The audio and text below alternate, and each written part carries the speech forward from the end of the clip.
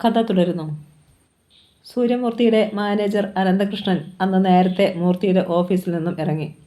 തൻ്റെ ഭാര്യയ്ക്ക് നല്ല സുഖമില്ലെന്നും അത്യാവശ്യമായി അവളെ ഡോക്ടറെ കാണിക്കണമെന്നുമായിരുന്നു അയാൾ മൂർത്തിയോട് കാരണം പറഞ്ഞത്. വർഷങ്ങളായി തൻ്റെ ഒപ്പം നിൽക്കുന്ന അനന്തകൃഷ്ണനെ ഒരിക്കൽ പോലും മൂർത്തിക്ക് സംശയം തോന്നിയിരുന്നുമില്ല.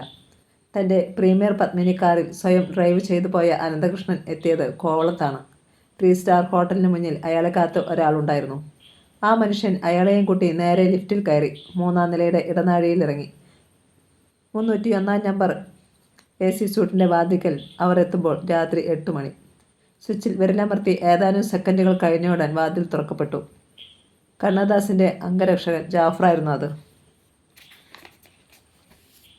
പ്ലീസ് കം, അയാൾ ഭവ്യതയോടെ പറഞ്ഞു. അനന്തകൃഷ്ണൻ മാത്രം അകത്ത് കയറി വാതിലടഞ്ഞു. ജാഫർ അയാളെ തൊട്ടടുത്ത മുറിയിലേക്ക് കൊണ്ടുപോയി. അവിടെ കിടക്കയിൽ 2 തലയണകൾ ഉയർത്തിവെച്ച് അതിലേക്ക് ചാഞ്ഞുകിടന്ന് ഒരാൾ സ്കോച്ച് ആസ്വദിച്ച് നുണയുന്നുണ്ടായിരുന്നു. ഒരു സിക്കുകാരൻ. നമസ്കാരം സാർ, അനന്തകൃഷ്ണൻ വിനയാനിതനായി. Anantha, please sit down. സിക്കുകാരൻ നിവർന്നിരുന്നു. മധ്യ ഗ്ലാസ് ടീപ്പോയിൽ വെച്ചിട്ട് ഒരു തലയണ എടുത്ത് മടിയിൽ വെച്ച് അതിൽ കൈകൾ ഊന്നി. ഭരണരംഗത്ത് ഏറെ പിടിപാടുണ്ടായിട്ടും സൂര്യമൂർത്തിയുടെ പട്ടണത്തിലേക്ക് വരുവാൻ എനിക്ക് ഈ വേഷം സ്വീകരിക്കേണ്ടി വന്നപ്പോൾ നിങ്ങൾ എന്ത് കരുതുന്നുണ്ടാവും അല്ലേ അനന്ത? അയാൾ ചെറിയോടെ തിരക്കി. നോ സാർ, ഇതൊക്കെ ഒരു തന്ത്രം എന്നതിനപ്പുറം ഞാനൊന്നും കരുതുന്നില്ല. അനന്തകൃഷ്ണനും ചിരിയിൽ പങ്കുചേർന്നു. സിക്കുകാരൻ്റെ വേഷത്തിൽ ഇരുന്ന കരുണദാസ് അനന്തകൃഷ്ണൻ്റെ മുഖത്തു നിന്നും ദൃഷ്ടികൾ പിൻവലിച്ചില്ല. തീർത്താൽ തീരാത്ത നന്ദിയും കടപ്പാടും എനിക്ക് എപ്പോഴും നിങ്ങളോടുണ്ടാകും അനന്ത, കരുണദാസ് പറഞ്ഞു. കാരണം തക്ക സമയത്ത് നിങ്ങൾ ഫോണിലൂടെ എന്നെ വിവരം അറിയിച്ചില്ലായിരുന്നെങ്കിൽ എറണാകുളത്തെ ഏതെങ്കിലും റോഡിൽ ഞാൻ ചോര വാർന്നൊലിച്ച് പിടഞ്ഞു തീർന്നേനെ. വിവരം അറിഞ്ഞതിനാൽ എനിക്ക് പെട്ടെന്ന് പ്രതികരിക്കാൻ കഴിഞ്ഞു. അതുകൊണ്ട് അനന്തന് എന്ത് വേണമെങ്കിലും ചോദിക്കാം. നിറഞ്ഞ മനസ്സോടെ ഞാൻ അത് തരും. പ്രതിഫലം ഉദ്ദേശിച്ചല്ല സാർ ഞാൻ അങ്ങനെ ചെയ്തത്. താങ്കൾ ശ്യാംദാസ് സാറിൻ്റെ മകനാണെന്നറിഞ്ഞപ്പോൾ എനിക്ക് അങ്ങനെ തോന്നിപ്പോയി. കാരണം അദ്ദേഹത്തിൻ്റെ ചോറ് കുറച്ച് കഴിച്ചിട്ടുള്ളവനാണ് ഞാനും. അനന്തകൃഷ്ണൻ്റെ ശബ്ദം പതറി. കരുണാദാസിൻ്റെ മുഖത്ത് അപ്പോഴും പുഞ്ചിരിയായിരുന്നു. അനന്തകൃഷ്ണൻ തുടർന്നു. ഈ ശത്രുത എത്രയും വേഗം അവസാനിപ്പിക്കണമെന്ന് മൂർത്തി മുതലാളിയോട് ഞാൻ പലവട്ടം പറഞ്ഞു നോക്കി. പക്ഷേ അയാൾ ഒരുക്കമല്ല. അവസാനിപ്പിക്കാനോ?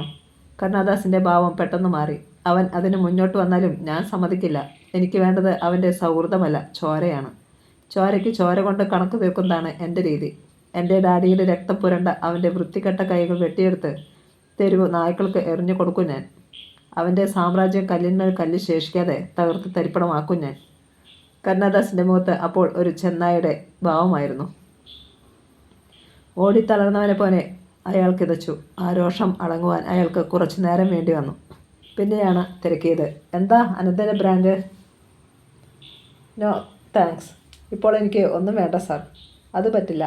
എൻ്റെ അരികിൽ ആദ്യമായി വന്ന നിങ്ങൾ ഒരു പെഗ് പോലും കഴിക്കാതെ പോകാൻ ഞാൻ സമ്മതിക്കില്ല. എങ്കിൽ താങ്കൾക്ക് ഇഷ്ടമുള്ളത്.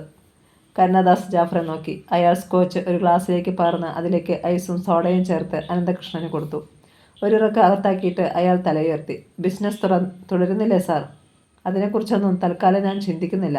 ഇപ്പോൾ മുന്നിലുള്ളത് ഒരേയൊരു ലക്ഷ്യം മാത്രം, സൂര്യമൂർത്തി. അവൻ്റെ അന്ത്യത്തിന് ശേഷമേ ഇനി ബാക്കി കാര്യമുള്ളൂ. ഞാൻ ഇവിടെ വന്നെന്നും നിങ്ങൾ തമ്മിൽ കണ്ടെന്നും മൂർത്തി മുതലാളി അറിഞ്ഞാൽ? അറിയില്ല.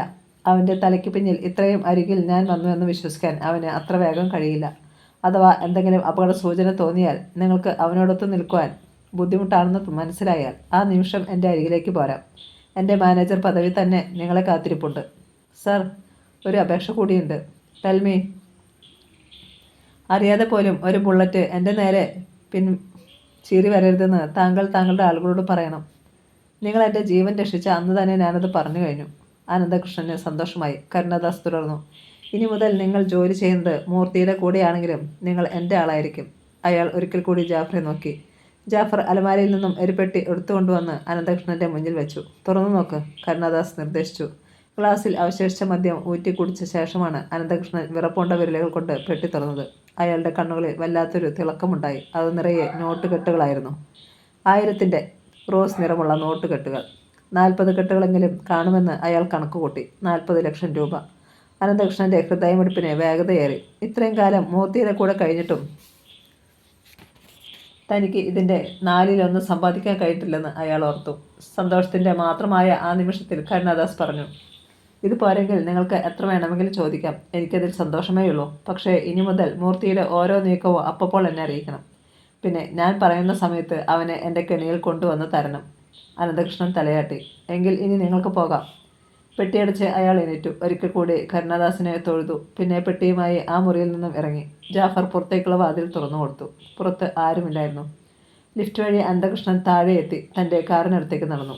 പെട്ടി മുൻസീറ്റിൽ തന്നെ വച്ചിട്ട് ഡ്രൈവിംഗ് വീലിന് പിന്നിലെത്തി. മറ്റ് ധാരാളം കാറുകൾ അവിടെ പാർക്ക് ചെയ്തിരുന്നു. അനന്തകൃഷ്ണൻ കാർ സ്റ്റാർട്ട് ചെയ്തു. ഹോട്ടലിൻ്റെ ഗേറ്റ് കടന്നതേയുള്ളൂ. പൊടുന്നനെ പിൻസീറ്റിലെ ഇരുളിൽ നിന്നും ഒരു കരം നീണ്ടുവന്നു. ഒരു ലോഹക്കുഴൽ അയാളുടെ പിൻകഴുത്തിൽ അമർന്നു. അനന്തകൃഷ്ണൻ ഞെട്ടിത്തെറിച്ച് ബ്രേക്കിൽ കാൽ ആഞ്ഞമർത്തി. കാർ ഒരു കുലുക്കത്തോടെ നിന്നു. തൻ്റെ കഴുത്തിൽ മുട്ടിയിരിക്കുന്നത് ഒരു റിവോൾവറിൻ്റെ ബാരലാണെന്ന് മനസ്സിലാക്കുവാൻ അയാൾക്ക് ഒരു സെക്കൻഡ് മാത്രമേ വേണ്ടി വന്നുള്ളൂ. അറിയാതെ അയാളുടെ ഇടതു കൈ സീറ്റിലിരിക്കുന്ന പെട്ടിയിലേക്ക് നീണ്ടു. അപ്പോൾ കേട്ടു പിന്നിൽ നിന്നും ഒരു ആജ്ഞാസ്വരം. കാർ നിർത്താതെ മുന്നോട്ട് തന്നെ വിട്ടോ. എന്നിട്ടും അനന്തകൃഷ്ണൻ ഒന്ന് മടിച്ചു. വിടാനല്ലേടാ പറഞ്ഞത്. റിവോൾവറിൻ്റെ ബാരൽ ഒന്നുകൂടി കഴുത്തിൽ അമർന്നു. അനന്തകൃഷ്ണൻ കാർ മുന്നോട്ടെടുത്തു. ആരാവും പിന്നിലിരിക്കുന്നത്? മൂർത്തി മുതലാളിയുടെ ആളോ? ഇത്ര വേഗം മൂർത്തി മുതലാളി തൻ്റെ നീക്കങ്ങൾ മണത്തറിഞ്ഞോ? അനന്തകൃഷ്ണൻ വിയർക്കാൻ തുടങ്ങി. കാൽ ആക്സിലേറ്ററിൽ അറിയാതെ ആഞ്ഞമരുകയാണ്. ചിറക് മുളച്ചതുപോലെ പായുകയാണ് കാർ. തിരുവല്ലത്തെത്തിയതും പിന്നിൽ നിന്നും കൽപ്പന വന്നു. ഇനി നിർത്തിക്കോളൂ. അനന്തകൃഷ്ണൻ ബ്രേക്ക് അമർത്തി. കാർ കുലുക്കത്തോടെ നിന്നു. ആ പെട്ടി ഇങ്ങോട്ട് തന്നോളൂ. അടുത്ത നിർദ്ദേശം. ഇല്ല, ഞാൻ തരില്ല. അയാൾ ആവേശത്തോടെ അതിൽ മുറുകെ പിടിച്ചു. പറയുന്നതനുസരിച്ചില്ലെങ്കിൽ നിന്റെ തലയോടിനുള്ളിലൂടെ ഒരു ബുള്ളറ്റ് മൂളിപ്പറന്നു പോകും. തണ്ണിമത്തം പോലെ തലയോട് ചിതറിപ്പോകും. നിനക്ക് മരിക്കാൻ കൊതിയാകുന്നോ അനന്തകൃഷ്ണ? മരണത്തിൻ്റെ ശബ്ദം. അനന്തകൃഷ്ണൻ പതറി വിയർത്തു. താൻ ഇന്നുവരെ ഈ ശബ്ദം കേട്ടിട്ടില്ലെന്ന് അയാൾ ഓർത്തു. റിവോൾവറിൻ്റെ ബാരൽ അയാളുടെ ശിരസിന് പിന്നിൽ ശക്തമായി ഇടിച്ചു. അനന്തൻ്റെ നാവിൻ തുമ്പിൽ നിന്നും അടക്കിയ ഒരു നിലവിളി ഉയർന്നു. അങ്ങകലെ ഏതോ ഗുഹയിൽ നിന്നെന്നവണ്ണം ആ ശബ്ദം കേട്ടു. നിന്നെ കൊല്ലാതെ വിടണമെന്ന് എനിക്ക് നിർബന്ധമില്ല. നിന്റെ വിധി തീരുമാനിക്കുന്നത് നീ തന്നെയാണ്. ഐ വാണ്ട് മണി. നിന്നെ കൊന്നിട്ടായാലും അതുമായേ ഞാൻ പോകൂ. പണവുമായി തനിക്ക് രക്ഷപ്പെടാൻ യാതൊരു അവസരവുമില്ലെന്ന് അനന്തൻ അറിഞ്ഞു. ചുറ്റും ഇരുളിൻ്റെ കനത്ത കരിമ്പടം മാത്രം. റോഡ് തീർത്തും വിജനമാണ്. ഒരു വാഹനമെങ്കിലും വന്നിരുന്നെങ്കിൽ എന്ന് അയാൾ ആത്മാർത്ഥമായും ആഗ്രഹിച്ചു പോയി. ഒരു തവണ കൂടി റിവോൾവർ ഉയർന്നു താണു. അനന്തകൃഷ്ണൻ്റെ തലച്ചോറിനുള്ളിൽ നക്ഷത്രങ്ങൾ പൊട്ടിച്ചിതറി. അയാൾ സ്റ്റിയറിംഗ് വീലിലേക്ക് തല ചായച്ചു. പിന്നിലിരുന്ന മനുഷ്യൻ കൈനീട്ടി കാറിൻ്റെ എഞ്ചിൻ ഓഫ് ചെയ്തു. പിന്നെ യാതൊരു ധൃതിയും കൂടാതെ പണം അടങ്ങിയ പെട്ടിയുമായി കാറിൽ നിന്നിറങ്ങി വന്ന വഴിയെ തിരിച്ചു നടന്നു. കഷ്ടിച്ച് 5 മിനിറ്റ് കഴിഞ്ഞു കാണും. ഒരു കാർ വന്നു നിന്നു. അയാൾ അതിൽ കയറി കോവളത്തേക്ക് പോയി. മിനിറ്റുകൾക്കുള്ളിൽ ആ മനുഷ്യൻ പെട്ടി കരുണാദാസിൻ്റെ മുന്നിൽ കൊണ്ടുചെന്ന് വെച്ചു. കാര്യം ചുരുക്കത്തിൽ പറഞ്ഞു. സബാഷ്. അയാൾ ചിരിച്ചു. ഇത്രയും പണം ഞാൻ കൊടുത്തു എന്ന് കരുതിയ വിഡ്ഢി. ഇനി അവൻ നമ്മുടെ ചൊൽപ്പടിക്ക് നിന്നോളും. ആട്ടെ, അവന് യാതൊരു സംശയവും തോന്നിയിട്ടില്ലല്ലോ? No sir. Very good. അയാൾ കിടക്കയിലേക്ക് ചാഞ്ഞു. അനന്തകൃഷ്ണൻ പതിയെ കണ്ണുകൾ തുറന്നു. താൻ എവിടെയാണെന്നറിയാതെ അയാൾ ചുറ്റും പകച്ചു നോക്കി. കാറിനുള്ളിലാണെന്ന് മനസ്സിലായപ്പോൾ പഴയ കാര്യങ്ങൾ ഓർമ്മ വന്നു. My God. അയാൾ ആദ്യം തിരഞ്ഞത് ആ പെട്ടിയാണ്. അത് നഷ്ടമായിരിക്കുന്നു എന്ന് കണ്ടപ്പോൾ ഹൃദയം നിലച്ച് പോകുന്നത് പോലെ തോന്നി. അയാൾ കാറിനുള്ളിലെ ലൈറ്റ് തെളിച്ചിട്ട് വാച്ച് നോക്കി. സമയം 2:30. താൻ ഇവിടെ അകപ്പെട്ടിട്ട് നേരം ഏറെയാകുന്നു. എന്നാലും ആ പണം ഒന്ന് പൊട്ടിക്കരയുവാൻ അയാൾ ആഗ്രഹിച്ചു. ഉണ്ടായത് തുറന്നു പറഞ്ഞാൽ കരുണാദാസ് സമ്മതിക്കുമോ? ഇല്ല, ഒരിക്കലുമില്ല. എല്ലാം തൻ്റെ പിടിപ്പുകേട്. ചെകുത്താനും കടലിനും ഇടയിൽ അകപ്പെട്ടവൻ്റെ അവസ്ഥയായിരുന്നു അയാൾക്ക്. പണം വാങ്ങിയിട്ട് വിവരങ്ങൾ ചോർത്തിയോട് കൊടുക്കാതിരുന്നാൽ കരുണാദാസ് തന്നെ കൊല്ലും. എല്ലാം തുറന്നു പറഞ്ഞ് മൂർത്തി മുതലാളിയോട് മാപ്പ് ചോദിക്കാമെന്ന് വെച്ചാൽ റിവോൾവർ ആയിരിക്കും മറുപടി പറയുക. ഒന്നും വേണ്ടായിരുന്നുവെന്ന് ഇപ്പോൾ അനന്തകൃഷ്ണൻ്റെ മനസ്സ് പിറുപിറുത്തു. എല്ലാം നഷ്ടപ്പെട്ടവനായി അയാൾ കാർ സ്റ്റാർട്ട് ചെയ്തു. തങ്ങൾ പുതുതായി വാടകയ്ക്കെടുത്ത വീട്ടിൽ കർണനും മണിവേലുവും മുഖാമുഖം നോക്കിയിരുന്നു. വലിയൊരു വീടായിരുന്നു അത്. എല്ലാവിധ ആധുനിക സജ്ജീകരണങ്ങളും ഉള്ളത്. ഗേറ്റിൽ വാച്ചറുണ്ട്. അനുവാദം കൂടാതെ ഒരു ഈച്ചയ്ക്ക് പോലും അകത്തേക്ക് പ്രവേശനമില്ല. എല്ലാം വേണ്ടതുപോലെ സജ്ജീകരിച്ചിരിക്കുകയാണ്. കർണാടകയിലെ തിമ്മരാജയുടെ വലം കൈയാണ് ഇന്ന് കർണൻ. ബിസിനസ് തുടങ്ങിയിട്ട് 2 മാസം ആകാൻ പോകുന്നതേയുള്ളൂ എങ്കിലും ഇന്നുവരെ നേടിയ ലാഭം ലക്ഷങ്ങളാണ്. സ്വന്തമായി കുറേ വസ്തുവും വീടും വാങ്ങിയാലോ എന്ന് ചിന്തിച്ചതാണെങ്കിലും തൽക്കാലം അത് വേണ്ടെന്ന് തീരുമാനിക്കുകയായിരുന്നു കർണൻ. കേരളത്തിൻ്റെ മിക്കവാറും എല്ലാ ജില്ലകളിലും ഇന്ന് കർണന് ഏജന്റുമാരുണ്ട്. അവിടെയൊക്കെ യാതൊരു തടസ്സവും കൂടാതെ സ്പിരിറ്റ് എത്തുന്നുമുണ്ട്. സത്യമൂർത്തിയും കരുണാദാസും തമ്മിൽ ഇടഞ്ഞു നിൽക്കുന്നതിനാൽ സ്പിരിറ്റിൻ്റെ ആധിപത്യം കേരളത്തിൽ തനിക്ക് സ്ഥാപിക്കാൻ കഴിയുമെന്നാണ് കർണൻ്റെ വിശ്വാസം. എന്നാലും ഇങ്ങനെയൊരു മാറ്റം ഞാൻ ഒരിക്കലും പ്രതീക്ഷിച്ചിരുന്നില്ല കേട്ടോ, കർണനോട് മണിവേലു പറഞ്ഞു. അവൻ ചിരിച്ചു. നമ്മൾ തുടങ്ങിയിട്ടല്ലേ ഉള്ളൂ മണി. വളരാൻ പോകുന്നതല്ലേ ഉള്ളൂ. ഇനിയുള്ള നമ്മുടെ വളർച്ചയെ തടയാൻ ആർക്കും കഴിഞ്ഞെന്ന് വരില്ല. പക്ഷേ അടുത്ത ഏതാനും ആഴ്ചകൾക്കുള്ളിൽ ആ വിശ്വാസം തകരുകയായിരുന്നു. തനിക്ക് കാണാനാവാതെ തൻ്റെ കാൽക്കീഴിൽ തന്നെ ഒരാൽമരം തഴച്ചു വളർന്നത് കൊച്ചിയിലെ മധ്യരാജാവ് കരുണാദാസ് അറിഞ്ഞത് അല്പം വൈകിയാണെന്ന് മാത്രം. ആ സത്യം താങ്ങാനാവാതെ അയാൾ ശബ്ദമുയർത്തി വിളിച്ചു, ജാഫർ. അംഗരക്ഷകൻ പാഞ്ഞെത്തി. സർ. ആരാണ് കർണൻ? എനിക്കറിയണം. അവനിപ്പോൾ എവിടെയുണ്ട്? ജാഫർ പകച്ചു. കരുണാദാസിൻ്റെ പല്ലുകൾക്കിടയിലൂടെ ചതഞ്ഞറിഞ്ഞ വാക്കുകൾ പുറത്തു ചാടി. ആ കഴിവേറി മോനെക്കുറിച്ച് നമ്മുടെ ആളുകൾക്ക് വിവരം കിട്ടാതെ പോയതെന്താണ്? നമ്മുടെ സാമ്രാജ്യത്തിലേക്ക് കടന്നു കയറി അവൻ ഇത്രയും കളികൾ കഴിച്ചിട്ടും അറിഞ്ഞില്ലെന്ന് വന്നാൽ? ജാഫർ മിണ്ടാതെ നിന്നു. 6 മണിക്കൂർ സമയം ഞാൻ തരുന്നു. അവൻ ആരാണെന്നും എവിടെയുണ്ടെന്നും മറ്റുമുള്ള ഫുൾ ഡീറ്റെയിൽസ് എനിക്ക് കിട്ടണം. You can go. ജാഫർ പോയി. അസ്വസ്ഥതയോടെ കരുണാദാസ് അങ്ങിങ്ങുലാത്തി. അവൻ ആരായാലും കഴിവുള്ളവനും തന്ത്രശാലിയുമാണെന്ന് അയാൾക്ക് തോന്നി. അല്ലെങ്കിൽ ഇത്ര വേഗം കേരളത്തിൽ ചൂടുറപ്പിക്കാൻ കഴിയുമായിരുന്നില്ല. 6 മണിക്കൂർ കഴിഞ്ഞിട്ടും കർണൻ എന്ന പേരിനപ്പുറം യാതൊന്നും കണ്ടെത്താൻ കരുണാദാസിൻ്റെ ആളുകൾക്ക് കഴിഞ്ഞില്ല. അയാൾ നേരെ എക്സൈസ് വകുപ്പ് മന്ത്രിക്ക് മെസ്സേജ് കൊടുക്കാൻ തീരുമാനിച്ചു. തൻ്റെ കയ്യിൽ നിന്നും എണ്ണി വാങ്ങാറുണ്ടല്ലോ ആ കഴിവേറി മോൻ. എന്നിട്ട് അവനും കൂടി അറിഞ്ഞുകൊണ്ടാണോ ഇതിന് കൂട്ടുനിൽക്കുന്നതെന്ന് അറിയണമല്ലോ. മന്ത്രിയുടെ മൊബൈൽ നമ്പറിലാണ് അയാൾ വിളിച്ചത്. യെസ്, മന്ത്രിയുടെ PA ആണ്. കൊടുക്കട മന്ത്രിക്ക് ഫോൺ. കരുണാദാസ് അലറി. അദ്ദേഹം ഇപ്പോൾ തിരക്കിലാണ്. നിങ്ങൾ ആരാണെന്ന് പറയൂ. നിന്റെ അപ്പൻ്റെ കാലൻ. വേഗം കൊടുക്കട മന്ത്രിക്ക്. കരുണാദാസൻ ആണെന്ന് പറ. പെട്ടെന്ന് തന്നെ മന്ത്രിയെ ലൈനിൽ കിട്ടി. യെസ്. ഓ, അങ്ങ് വലിയ തിരക്കിലാണെന്നാണല്ലോ പറഞ്ഞത്. എന്താ പഴയ പോലെ മാറ്റും കച്ചവടം തുടങ്ങിയോ? ദാസ്. പെട്ടെന്ന് എക്സൈസ് മന്ത്രി സുഗതരാജൻ വിളിച്ചു. ഓ, അപ്പോൾ താൻ എന്നെ മറന്നിട്ടില്ല. ഞാൻ വിചാരിച്ചു പുതിയ കൂട്ടുകാരെ കിട്ടിയപ്പോൾ പഴയതൊക്കെ മറന്നെന്ന്. എന്താ താനീ പറയുന്നത്? എനിക്കൊന്നും മനസ്സിലാവുന്നില്ലല്ലോ. മന്ത്രിയുടെ വാക്കുകളിൽ സംശയം. മനസ്സിലാക്കുകയല്ല, നല്ലോണം ഓർത്താലും മനസ്സിലാകുകയല്ല. അങ്ങനെയായി പോയി കാര്യങ്ങളുടെ കിടപ്പുവശം. മനസ്സിലായാലും അങ്ങനെ ഭാവിക്കാനും കഴിയില്ലല്ലോ. താൻ ഒന്നുകൂടി വ്യക്തമായിട്ട് പറയടോ. മന്ത്രിക്ക് അസ്വസ്ഥത. ആരാടോ ഈ കർണൻ? കർണൻ? എന്താ അങ്ങനെയൊരു പേര് കേട്ടിട്ടില്ലേ? ഉണ്ട്. എങ്കിൽ പറ. മഹാഭാരതത്തിൽ കുന്തിയുടെ ഫാ. മന്ത്രി ബാക്കി പറയാൻ കരുണാദാസ് സമ്മതിച്ചില്ല. വിളിച്ചത് ഒരു തെറിയാണ്. ദാസേ. മന്ത്രിയുടെ സ്വരം മാറി. അതേടോ, ദാസ് തന്നെ. എന്നെ ഒരുമാതിരി പൊട്ടം കളിപ്പിക്കല്ലേ. ഞാൻ തന്നെയും കുറേ കളികൾ പഠിപ്പിക്കും. എടോ, പുതിയതായി അവതരിച്ച മദ്യവിൽപ്പനക്കാരൻ ആരെന്നാണ് എനിക്കറിയേണ്ടത്. തൻ്റെ കൂടി ഒത്താശയോട് കൂടിയാണോ അവൻ കളിക്കുന്നതെന്നാണ് എനിക്കറിയേണ്ടത്. ആണെങ്കിലും അല്ലെങ്കിലും ഈ നിമിഷം അവൻ കളി നിർത്തണം. എന്നിട്ട് എൻ്റെ കാൽച്ചുവട്ടിൽ വന്ന് മാപ്പ് പറയണം. അല്ലെങ്കിൽ... രോഷത്തോടെ കരുണാദാസ് ഫോൺ ഓഫ് ചെയ്ത് മേശപ്പുറത്തേക്കിട്ടു. കർണൻ്റെ കയ്യിലിരുന്ന മൊബൈൽ ഫോൺ ശബ്ദിച്ചു.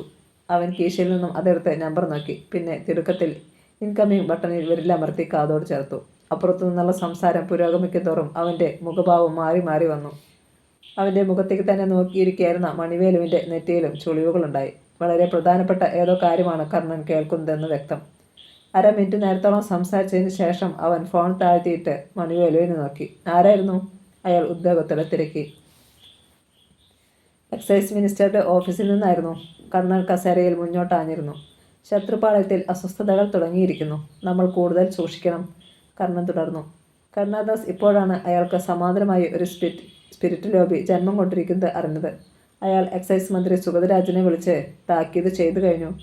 അത്ര വേഗം മന്ത്രിക്ക് കരുണാദാസിനെ ഉപേക്ഷിക്കാനാവില്ല.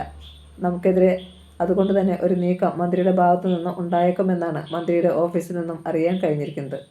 മണിവേലു എന്തോ ചിന്തിച്ചിരുന്നു. കരുണാദാസും തങ്ങളെ തിരിഞ്ഞു തുടങ്ങിക്കാണും എന്നുറപ്പ്. ഇനിയുള്ള നീക്കം എന്താ കർണ? മണിവേലു എന്തിനും ഒരുക്കുമായിരുന്നു. അയാളുടെ പരിക്കുകൾ ഭേദപ്പെട്ട് ആരോഗ്യം പൂർവ്വസ്ഥിതിയിൽ എത്തിയിരുന്നു. തൽക്കാലത്തേക്ക് ബിസിനസ് നിർത്തിവെക്കാൻ നമുക്കൊരിക്കലും കഴിയില്ല. കാരണം എല്ലായിടത്തും വേരുറച്ചു വരുന്നതേയുള്ളൂ. അതുകൊണ്ട് മന്ത്രിയുടെ ഭാഗത്തു നിന്നും നമുക്കെതിരായ നീക്കങ്ങൾ തടഞ്ഞേ പറ്റൂ. പക്ഷേ അതെങ്ങനെ? മന്ത്രി നമ്മുടെ ചൊൽപ്പടിക്ക് നിൽക്കണം. അതിന് നമ്മൾ പുതിയ തന്ത്രം മെനയണം. അപ്പോഴും കർണൻ ഉദ്ദേശിക്കുന്നത് എന്താണെന്ന് മണിവേലുവിന് മനസ്സിലായില്ല. മന്ത്രിയുടെ ഇനിയുള്ള ഓരോ നീക്കവും അപ്പോൾ നമുക്കറിയാൻ മാർഗം ഉണ്ടാക്കണം. അക്കാര്യത്തിൽ സാരമില്ല. അദ്ദേഹത്തിൻ്റെ ഓഫീസിൽ നിന്ന് തന്നെ അതിനുള്ള സംവിധാനം ഉണ്ടാക്കാം. ഇന്ന് രാത്രി എത്തുന്ന നമ്മുടെ ലോഡുകൾ അവർ തടഞ്ഞാലോ? തടയാതിരിക്കട്ടെ എന്ന് നമുക്ക് പ്രാർത്ഥിക്കാം. പക്ഷേ ഈ രാത്രി കൊണ്ട് മന്ത്രിയെ നമുക്ക് വലയിലാക്കിയേ പറ്റൂ. കർണൻ എണീറ്റു. ഒപ്പം മണിവേലുവും. ഇരുവരും വേഗം ചെന്ന് കാറിൽ കയറി. അത് ഗേറ്റ് കടന്നു പാഞ്ഞു. എക്സൈസ് മന്ത്രി സുഗതരാജൻ കോട്ടയം TBയിൽ എത്തിയപ്പോൾ വൈകിട്ട് 4:30 കഴിഞ്ഞു. അവിടെ ചില ചടങ്ങുകളിൽ പങ്കെടുത്ത ശേഷം രാത്രി അവിടെ തങ്ങാനാണ് അയാളുടെ തീരുമാനം. നാളെ രാവിലെ നേരെ ഇടുക്കിയിലേക്ക്. അവിടെ മന്ത്രിയുടെ നേതൃത്വത്തിൽ കഞ്ചാവ് വേട്ട നടത്താനാണ് ഉദ്ദേശം. പത്രങ്ങളൊക്കെ കുറച്ചു കാലമായി ഇടുക്കിയിലെ കഞ്ചാവ് കൃഷിയെക്കുറിച്ച് എഴുതാൻ തുടങ്ങിയിട്ട്. കോട്ടയത്തെ പരിപാടികൾ കഴിഞ്ഞ് മന്ത്രി ടി ബിയിൽ തിരിച്ചെത്തിയപ്പോൾ രാത്രി 11 മണി. ഭക്ഷണം അവിടെ തന്നെയായിരുന്നു. പാർട്ടിയുടെ ചില MLA-മാരുമായും പ്രാദേശിക നേതാക്കന്മാരുമായും മറ്റും പല കാര്യങ്ങളും ചർച്ച ചെയ്തിരുന്നു. അവർ പോയപ്പോൾ 12 മണി. ടി ബിയും പരിസരവും ശാന്തമായിരുന്നു. തനിക്ക് പോലീസ് സെക്യൂരിറ്റി വേണ്ടെന്ന് നേരത്തെ തന്നെ അയാൾ പറഞ്ഞിരുന്നു. അവസാനം PAയും ഉറങ്ങാൻ പോയി കഴിഞ്ഞപ്പോൾ മന്ത്രി വേഷം മാറി പാൻറ്റും ഷർട്ടും ധരിച്ചു. രാവിലെ 7 മണിക്ക് മാത്രമേ തനിക്ക് ഫോൺ കോൾ പോലും തരാവൂ എന്ന് അയാൾ PAയ്ക്ക് നേരത്തെ നിർദ്ദേശം നൽകിയിരുന്നു. വേഷം മാറിയതോടെ മന്ത്രിയെ കണ്ടാൽ ആരും തിരിച്ചറിയില്ല എന്ന അവസ്ഥയായി. അയാൾ വാതിൽ തുറന്ന് പുറത്തു വന്നു. വരാന്തയിലെങ്ങും ആരുമില്ല. താഴെ വാച്ചർ ഉറക്കം തൂങ്ങുന്നുണ്ടായിരുന്നു. പിൻഭാഗത്തെ ഒരു വാതിൽ തുറന്ന് അതുവഴി മന്ത്രി 2ാം നിലയിൽ നിന്നും മുറ്റത്തെത്തി. ആരുടെയും കണ്ണിൽപ്പെടാതെ മുറ്റത്ത് നിന്നിരുന്ന വൃക്ഷങ്ങളുടെ മറപ്പറ്റി ഗേറ്റ് കടന്ന് റോഡിലിറങ്ങി. ഇവിടെ എത്തുമ്പോഴൊക്കെ ഇത് പതിവായതിനാൽ ചിരപരിചിതനെ പോലെ റോഡിൽ ഇറങ്ങി നടന്നു. ഒരു സൂപ്പർ ഫാസ്റ്റ് അലറിപ്പാഞ്ഞു പോയി.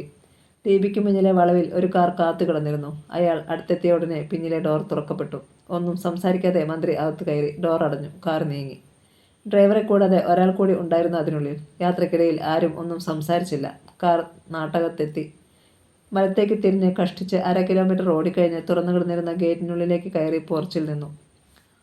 ഒരു 2 നില വീടായിരുന്നു അത്. കാർ അകത്ത് കടന്നയുടനെ മുറ്റത്ത് കാത്തിരിക്കുകയായിരുന്ന ഒരാൾ ചെന്ന് ഗേറ്റ് അടച്ചുപൂട്ടി.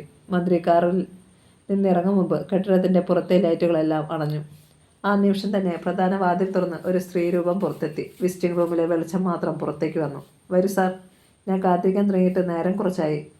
അവൾ അയാളെ അകത്തേക്ക് ആനയിച്ചു. വാതിൽ അടച്ചു. മന്ത്രി പുഞ്ചിരിയോടെ അവളെ നോക്കി. "സാധനം ഉണ്ടല്ലോ." "ഇതെന്തൊരു ചോദ്യമാ സാറേ? ഈ രാധാമണി ഏറ്റുകഴിഞ്ഞാൽ പിന്നെ സംശയിക്കേണ്ട കാര്യമുണ്ടോ?" "അതെനിക്കറിയാം. എന്നാലും..." മന്ത്രി അവളെ അടിമുടി നോക്കി. "നീ അങ്ങ് പ്രായം കുറഞ്ഞു വരികയാണല്ലോടി രാധാമണി." അവൾ വശ്യമായി ചിരിച്ചു. "ഈ സാറിൻ്റെ ഒരു കാര്യം..." വളരെ ലോലമായ ഒരു നൈറ്റിയായിരുന്നു അവളുടെ വേഷം. അതിനിടയിലൂടെ അവളുടെ ഒട്ടുമുക്കാലും അംഗലാവണ്യം അനാവൃതമായിരുന്നു. 45 പ്രായമുണ്ട് രാധാമണിക്ക്. പക്ഷേ 35-ൽ കൂടുതൽ തോന്നിക്കില്ല. ഒരു മദാലസ. കണ്ണുകൾക്ക് കാന്തശക്തി. "സമയം തീരെ കുറവാ. ആരെങ്കിലും കാണുമുമ്പ് എനിക്കങ്ങ് തിരിച്ചെത്തണം." മന്ത്രി ധൃതി കൂട്ടി. പിന്നെ എനിക്കറിയില്ലേ ഈ ധൃതിയുടെ ഒക്കെ കാര്യം." രാധാമണി കീഴ്ച്ചുണ്ട് കടിച്ചു. "കൊച്ചു പെണ്ണ കേട്ടോ. ഒരു സീരിയലിൽ അഭിനയിക്കാൻ അങ്ങ് തലസ്ഥാനത്ത് നിന്ന് വന്നതാ. നമ്മുടെ ആളുകളുടെ കസ്റ്റഡിയിൽ കിട്ടി. ആരും ഒന്ന് തൊട്ടു നോക്കിയിട്ട് കൂടിയില്ല. പ്രൊഡ്യൂസറെ കാണാനാണെന്ന് പറഞ്ഞ് ഇങ്ങോട്ട് കൊണ്ടുവന്നിരിക്കുകയാ." "എവിടെ കാണട്ടെ?" "എന്നാ സാറുവാ." അവൾ അയാളെയും കൂട്ടി 2ാം നിലയിലേക്ക് നടന്നു. പടി കയറുമ്പോൾ തിരക്കി. "സാറിന് കുടിക്കാനൊന്നും വേണ്ടേ?" "തിന്നാനും കുടിക്കാനും ഉള്ളല്ലടി നീ കരുതി വച്ചിരിക്കുന്നത്." പറഞ്ഞിട്ട് അയാൾ അവളുടെ പിന്നിൽ ഒരു നുള്ളു കൊടുത്തു. 2ാം നിലയിലെ AC റൂമിൻ്റെ വാതിലിൽ രാധാമണി മൃദുവായി മുട്ടി. വാതിൽ തുറക്കപ്പെട്ടു. ഉദ്യോഗത്തിലെ മന്ത്രി അങ്ങോട്ട് നോക്കി. അവിടെ ഉദയസൂര്യനെ പോലെ ഒരു പെണ്ണ്. "ഇതാ മോളെ പ്രൊഡ്യൂസർ." രാധാമണി പറഞ്ഞു. അവൾ മന്ത്രിയെ നോക്കി. ആ കണ്ണുകളിൽ വിസ്മയം. "ഇങ്ങനെ ആരുമറിയാതെ ഞാൻ ചില സീരിയലുകൾ പ്രൊഡ്യൂസ് ചെയ്യാറുണ്ട് കുട്ടി." അയാൾ പറഞ്ഞു. അവൾ മിണ്ടിയില്ല. "ആ, സാറെന്നാൽ അങ്ങോട്ട് ചെല്ല്. എന്നിട്ട് കഥാപാത്രത്തെക്കുറിച്ച് ആ കുട്ടിയെ പറഞ്ഞ് മനസ്സിലാക്കി അഭിനയിപ്പിച്ചു നോക്കിയാട്ടെ." രാധാമണി മന്ത്രിയെ മുറിയിലേക്ക് പറഞ്ഞു വിട്ടു. വാതിലടഞ്ഞു. അവൾ വേഗം പിൻവാങ്ങി. താഴത്തെ നിലയിൽ ഒരു മുറിയിലെത്തി. അവിടെ TVക്ക് മുന്നിൽ ഒരു ചെറുപ്പക്കാരൻ ഇരിപ്പുണ്ടായിരുന്നു. ആ TVയിൽ അപ്പോൾ തെളിഞ്ഞു നിന്നിരുന്നത് മന്ത്രി കയറിപ്പോയ മുറിയായിരുന്നു. അയാൾ ആ പെൺകുട്ടിയെ തൻ്റെ അരികിൽ സ്നേഹത്തോടെ പിടിച്ചിരുത്തി. "ഒന്നും വിട്ടുപോകാതെ പിടിച്ചോണം കേട്ടോടാ." രാധാമണിയുടെ നിർദ്ദേശം. അവൻ തലകുലുക്കി. "ജാഫർ," കരുണദാസ് വിളിച്ചു. അംഗരക്ഷകൻ ഓടിയെത്തി. "നാളെയല്ലേ സുഗതരാജൻ്റെ കഞ്ചാവ് വേട്ട?" "അതെ സാർ." "ആവശ്യമുള്ളതൊക്കെ മാറ്റിയിട്ട് മന്ത്രിക്ക് വെട്ടി തീയിടാൻ പാകത്തിൽ കുറെ കരുതിയിട്ടുണ്ടല്ലോ?" "Yes sir." "മടക്കയാത്രക്കിടയിൽ നമുക്ക് അയാളെ കാണാനുള്ള അവസരം ഉണ്ടാക്കണം." "സാർ, കർണൻ്റെ കാര്യത്തിൽ ഒരു തീരുമാനം എടുപ്പിച്ചേ പറ്റൂ." ജാഫർ കേട്ടുനിന്നു. "നമ്മളെ കബളിപ്പിക്കാനാണ് മന്ത്രിയുടെ ശ്രമമെങ്കിൽ ഇനിമേലിൽ അയാൾ നിയമസഭ കാണുവാൻ പോകുന്നില്ല. അവൻ്റെ അണ്ണാക്കിൽ ബോംബ് വെച്ച് പൊട്ടിക്കും ഞാൻ." മന്ത്രി രാധാമണിയുടെ വീട്ടിൽ നിന്ന് തിരിച്ചിറങ്ങുമ്പോൾ സമയം 3 മണി. തികച്ചും സംതൃപ്തനായിരുന്നു അയാൾ. അക്കാര്യം അയാൾ രാധാമണിയോട് തുറന്നു സമ്മതിക്കുകയും ചെയ്തു. "ഇങ്ങനെയൊരു വിരുന്നൊരുക്കി തന്നതിന് നിനക്ക് എന്ത് തന്നാലും മതിയാവില്ല രാധാമണി." "ഓ, അതിൻ്റെയൊന്നും ആവശ്യമില്ല സാർ. ഈ പാവത്തിനെ മറക്കാതിരുന്നാൽ മാത്രം മതി." "മറക്കാനോ?" മന്ത്രി അവളെ തൻ്റെ ശരീരത്തിലേക്ക് ചേർത്തു. മന്ത്രിയെ യാത്രയക്കാൻ കാറിൻ്റെ അരികിൽ വരെ രാധാമണി വന്നു. "ഇനി എന്ന് കാണും?" അവൾ തിരക്കി. "അധികം വൈകാതെ ഞാൻ അറിയിക്കാം." ഗേറ്റ് തുറക്കപ്പെട്ടു. സംതൃപ്തിയോടെ സുഗതരാജൻ പിന്നോട്ട് ചാരിയിരുന്നു. ജീവിതത്തിൽ ഒരിക്കലും കിട്ടിയിട്ടില്ലാത്ത ഒരു അനുഭൂതിയായിരുന്നു ഇന്നത്തേതെന്ന് അയാൾ ഓർത്തു. പെൺകുട്ടികളായാൽ ഇങ്ങനെ വേണം. ആദ്യാക്ഷരങ്ങൾ മുതൽ താൻ പഠിപ്പിച്ചു കൊടുക്കുകയായിരുന്നെങ്കിലും എത്ര വേഗത്തിലാണ് അവളെല്ലാം സ്വായത്തമാക്കി തൻ്റെ മുന്നിൽ അവതരിപ്പിച്ചത്. എത്ര നുകർന്നാലും തീരാത്ത മധുവാണ് അവൾ. ഓരോ രംഗവും കൺമുന്നിൽ നിന്നും മാറുന്നില്ല. അപ്പോൾ രാധാമണി തിരികെ വീടിനുള്ളിൽ കയറി വാതിൽ അടയ്ക്കുകയായിരുന്നു. ടി വിക്ക് മുന്നിൽ ഇരുന്ന ചെറുപ്പക്കാരൻ ഒരു കാസറ്റ് കൊണ്ടുവന്ന് അവളുടെ കയ്യിൽ കൊടുത്തു. ഒന്നും വിട്ടുപോയിട്ടില്ലല്ലോ? ഇല്ല, നീ പോയി ഉറങ്ങിക്കോളൂ. അവൻ പോയപ്പോൾ രാധാമണി തൻ്റെ കിടപ്പറയിലെത്തി. അവിടെയും ടി വിയും VCPയും ഉണ്ടായിരുന്നു. അവൾ കാസറ്റ് VCPയിലിട്ടു, TV ഓൺ ചെയ്തു. മന്ത്രിയും ആ പെൺകുട്ടിയുമായുള്ള രംഗങ്ങൾ സ്ക്രീനിൽ തെളിഞ്ഞു. ചിലപ്പോഴൊക്കെ ചിരിച്ചുപോയി. മുതുക്കൻ്റെ പ്രേമം കണ്ടില്ലേ? സ്വയം പറഞ്ഞു. കണ്ടു, കൊള്ളാമല്ലേ? പെട്ടെന്ന് തൊട്ടരികിൽ ഒരു ശബ്ദം. അവൾ നടുങ്ങിത്തിരിഞ്ഞു. തൻ്റെ നേരെ റിവോൾവർ ചൂണ്ടിക്കൊണ്ട് ഒരാൾ. പൂക്കുല പോലെ വിറച്ചുപോയി രാധാമണി. മന്ത്രിയുടെ രാസലീലകൾ കണ്ട് സുഖിക്കുകയാണ് അല്ലടി നായൻ്റെ മോളെ? റിവോൾവർ ചൂണ്ടി നിന്നിരുന്ന മനുഷ്യൻ ചോദിച്ചു. രാധാമണിയുടെ തൊണ്ടയിലെ ജലം വെറ്റി വരണ്ടു. TV-യിൽ അപ്പോഴും എക്സൈസ് മന്ത്രി സുഗതരാജൻ്റെ ലീലാവിലാസങ്ങൾ തുടരുകയായിരുന്നു. സമൂഹത്തിലെ ഉന്നതന്മാരെ നിന്റെ കാൽക്കീഴിൽ കെട്ടിയിടാൻ വേണ്ടി നീ ഒരുക്കി വയ്ക്കുന്ന കുരുക്കുകൾ കൊള്ളാമല്ലോടി. അയാൾ റിവോൾവറിൻ്റെ ബാരൽ അവളുടെ നെറ്റിയിൽ ചേർത്ത് വെച്ചു. ട്രിഗറിൽ ചൂണ്ടുവിരൽ അമർന്നിരിക്കുന്നത് കണ്ടപ്പോൾ രാധാമണിക്ക് തലക്കറക്കമുണ്ടായി. എന്നെ കൊല്ലരുത്, വലവിധേനയും അവൾ പറഞ്ഞൊപ്പിച്ചു. അയാൾ ചിരിച്ചു. നിന്നെ അങ്ങനെ കൊന്നുകളഞ്ഞാൽ അത് ഞാൻ ഈ സമൂഹത്തിലെ പുരുഷന്മാരോട് ചെയ്യുന്ന ഏറ്റവും വലിയ അനീതിയായിരിക്കില്ലേ? ഇനിയും നീ ജീവിക്കണം. ഉന്നതന്മാരുടെ കിടപ്പറ രഹസ്യങ്ങൾ ഇങ്ങനെ കാസറ്റുകളിലാക്കി വയ്ക്കണം. അയാൾ പറഞ്ഞു വരുന്നത് എന്താണെന്ന് അവൾക്ക് പിടികിട്ടിയില്ല. താൻ ഇന്നുവരെ കണ്ടിട്ടില്ലാത്ത ഒരു മനുഷ്യനാണെന്ന് അവൾക്ക് ഉറപ്പായി. തൻ്റെ മിടുക്കന്മാരായ കാവൽക്കാരുടെ കണ്ണുവെട്ടിച്ച് ഇയാൾ എങ്ങനെ ഇതിനുള്ളിൽ കടന്നു കയറി എന്നതായിരുന്നു അവളുടെ ഏറ്റവും വലിയ അത്ഭുതം. നിങ്ങൾക്ക് എന്തു വേണം? അവൾ അല്പം ധൈര്യം സംഭരിച്ച് തിരക്കി. ഒരുമാതിരി വികാരമുള്ള പുരുഷന്മാരെ മേനിക്കൊഴുപ്പിൽ വീഴ്ത്താൻ കഴിയുമെന്ന് രാധാമണിക്ക് ഉറപ്പുണ്ടായിരുന്നു. പക്ഷേ അയാൾ അത്തരക്കാരനല്ലെന്ന് അവൾക്ക് മറുപടിയിൽ നിന്നും വ്യക്തമായി. ഏതായാലും നിന്റെ ഈ വൃത്തികെട്ട ശരീരം എനിക്ക് വേണ്ട. ഒരുപാട് പട്ടികൾ കടിച്ചു തുപ്പിയ എല്ലിൻ കഷ്ണം ഞാൻ മോഹിക്കുമെന്ന് നീ കരുതുകയും വേണ്ട. എനിക്ക് വേണ്ടത് മന്ത്രി സുഗതരാജൻ്റെ ഈ ആക്ഷൻ കാസറ്റാണ്. രാധാമണി കിടുങ്ങിപ്പോയി. ഈ കാസറ്റ് പുറത്തായാൽ അതോടെ എല്ലാം തീർന്നു. താൻ മാത്രമല്ല, മന്ത്രിസഭയും വീണെന്നിരിക്കും. അതല്ലെങ്കിൽ തങ്ങളുടെ മാന്യത നിലനിർത്താൻ അവർ തന്നെ ഇല്ലാതാക്കിയെന്നും വരാം. നിമിഷത്തിനുള്ളിൽ രാധാമണി വിയർപ്പിൽ കുളിച്ചു. ഞാൻ നിനക്കിത് തരാൻ ബുദ്ധിമുട്ടുണ്ടാവുമെന്ന് എനിക്കറിയാം. അതുകൊണ്ട് നീ ആരെയെങ്കിലും നിലവിളിച്ച് വിവരം അറിയിക്കും മുമ്പ് ഇതിരിക്കട്ടെ. അയാൾ കീശയിൽ നിന്നും ഒരു കർച്ചീഫ് വലിച്ചെടുത്ത് അവളുടെ മുഖത്തമർത്തി. 1/2 മിനിറ്റിനുള്ളിൽ രാധാമണി അബോധാവസ്ഥയിലായി കിടക്കയിലേക്ക് മറിഞ്ഞു. യാതൊരു ധൃതിയും കാണിക്കാതെ അയാൾ TV ഓഫ് ചെയ്തു. VCPയിൽ നിന്നും കാസറ്റുമെടുത്ത് പുറത്തേക്ക് നടന്നു. പിറ്റേന്ന് എക്സൈസ് മന്ത്രി സുഗതരാജൻ്റെ നേതൃത്വത്തിൽ ഇടുക്കിയിൽ കഞ്ചാവ് വേട്ട നടന്നു. TV പത്രമാധ്യമക്കാരൊക്കെ മന്ത്രിയെ അകമ്പടി സേവിച്ചിരുന്നു. മന്ത്രിക്ക് വെട്ടിനശിപ്പിക്കാൻ മാത്രം ഗുണമില്ലാത്ത കുറേ കഞ്ചാവ് ചെടികൾ അവിടെ നിർത്തിയിരുന്നത് മാധ്യമപ്രവർത്തകരിൽ സംശയമുണ്ടാക്കി. നല്ല ചെടികളുടെ കുറ്റികൾ മാത്രമേ അവിടെ ഉണ്ടായിരുന്നുള്ളൂ. അതിൻ്റെ അർത്ഥം ഇങ്ങനൊരു വേട്ടയെക്കുറിച്ച് നേരത്തെ തന്നെ അറിയേണ്ടവർ അറിഞ്ഞിരുന്നു എന്നല്ലേ? റിപ്പോർട്ടർമാർ മുഖാമുഖം നോക്കി. വിജയകരമായ കഞ്ചാവ് വേട്ടയ്ക്ക് ശേഷം മടങ്ങാൻ നേരത്ത് അവർ അത് മന്ത്രിയോട് ചോദിക്കുകയും ചെയ്തു. മന്ത്രി നെറ്റിച്ചുളിച്ച് അവരെ നോക്കി. നിങ്ങളുടെ ഈ ചോദ്യത്തിന് ഒളിഞ്ഞിരിക്കുന്ന ധ്വനി എനിക്ക് നല്ലവണ്ണം മനസ്സിലായി കേട്ടോ. ഇതൊക്കെ വെറുമൊരു നാടകമാണെന്ന് അല്ലേ? അതല്ല സാർ, ഞങ്ങൾ... വേണ്ട, നിങ്ങൾ ഇനിയൊന്നും ചോദിക്കേണ്ട. മറുപടി പറയാൻ എനിക്ക് താല്പര്യവുമില്ല. ഏതായാലും ഒന്ന് ഞാൻ പറഞ്ഞേക്കാം. സുഗതരാജനെ മറ്റാരുടെയും കൂട്ടത്തിൽ കൂട്ടല്ലേ? സാർ ഉദ്ദേശിച്ചത് എതിർ ഗ്രൂപ്പിലെ ആരുടെയെങ്കിലും കാര്യമാണോ? പെട്ടെന്ന് മറ്റൊരു റിപ്പോർട്ടർ തിരക്കി. മന്ത്രിയുടെ മുഖം കോപം കൊണ്ട് ചുവന്നു. എന്തു പറഞ്ഞാലും അതിനൊക്കെ പുതിയ വ്യാഖ്യാനങ്ങൾ കണ്ടെത്തിക്കൊള്ളും. ഇനി ചോദ്യങ്ങളൊന്നും വേണ്ട. മന്ത്രി തൻ്റെ കാറിൽ കയറി ഡോർ ശക്തിയിൽ വലിച്ചടച്ചു. മടക്കയാത്രയ്ക്കിടയിൽ വിശ്രമത്തിനായി വീണ്ടും കോട്ടയം TB-യിൽ തങ്ങുമെന്ന് നേരത്തെ അറിയിച്ചിട്ടുണ്ടായിരുന്നതിനാൽ പലരും മന്ത്രിയെ കാണുവാൻ അവിടെ കാത്തുനിന്നിരുന്നു. മന്ത്രി എത്തി. ആളുകൾ ഓരോരുത്തരായി അയാളെ കണ്ടുമടങ്ങി. PA ഒരു വിസിറ്റിംഗ് കാർഡ് മന്ത്രിയുടെ കയ്യിൽ കൊണ്ടുചെന്ന് കൊടുത്തു. അത് വാങ്ങി നോക്കി അയാളുടെ നെറ്റി ചുളിഞ്ഞു.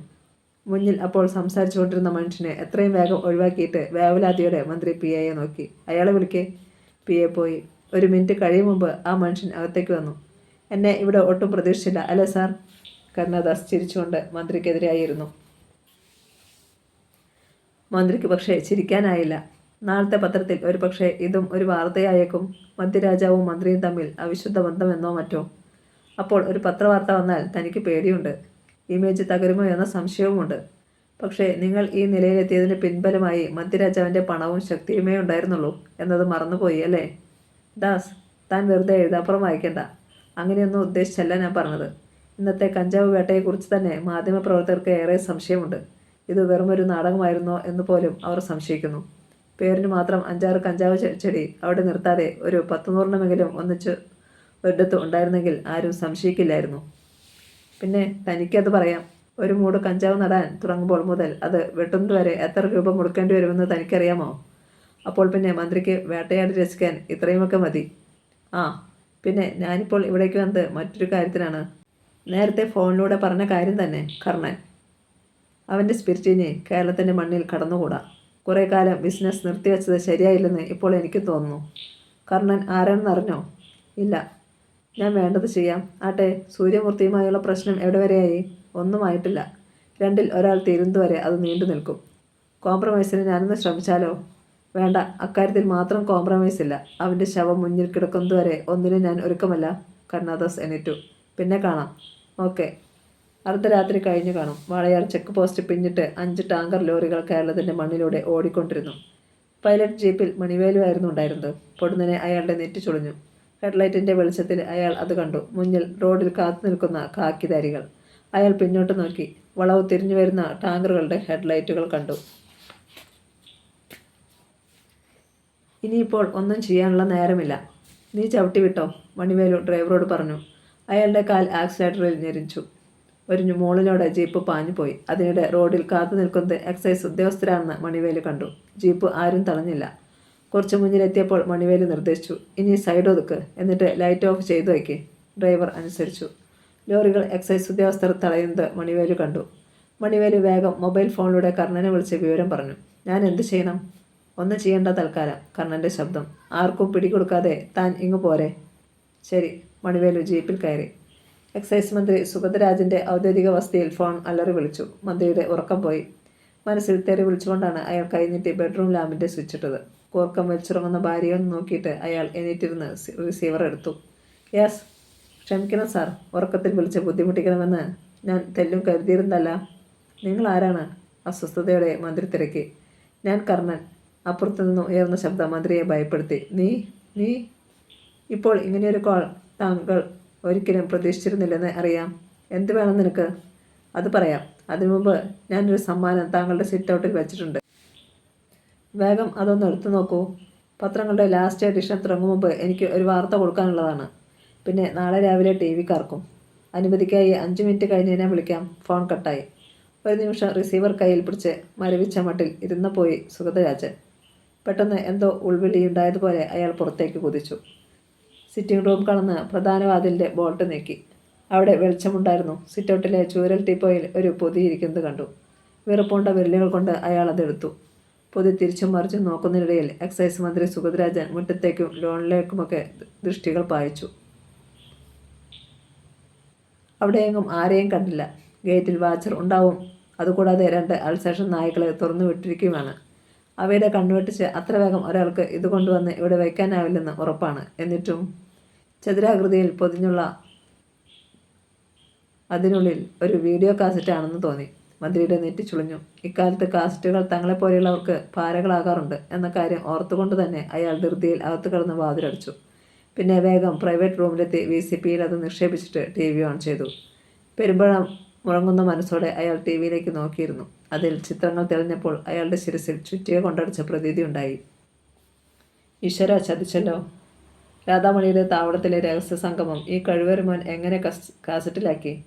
തൻ്റെ ഭാര്യയോ മക്കളോ ഇത് കാണാനിടയായാൽ തൻ്റെ ഭാവി രാഷ്ട്രീയ രംഗത്തെ പ്രതിച്ഛായ ഒരു മണൽ കൊട്ടാരം കണക്കെ സർവവും തകർന്നടിയുന്നത് അയാൾ ഭാവനയിൽ കണ്ടു. വിയർപ്പിൽ കുളിച്ച് വിറയ്ക്കാൻ തുടങ്ങിയിരുന്നു ഉടൻ. പൊടുന്നനെ കേട്ട ഫോണിൻ്റെ ഒച്ച അയാളെ നടുക്കി. പെട്ടെന്ന് മന്ത്രി റിസീവർ കടന്നെടുത്തു. ബെഡ്റൂമിലെ ഫോണിൻ്റെ എക്സ്റ്റൻഷനാണിത്. ഭാരതി അങ്ങനെ ഉണർന്ന് ഫോൺ എടുത്താൽ?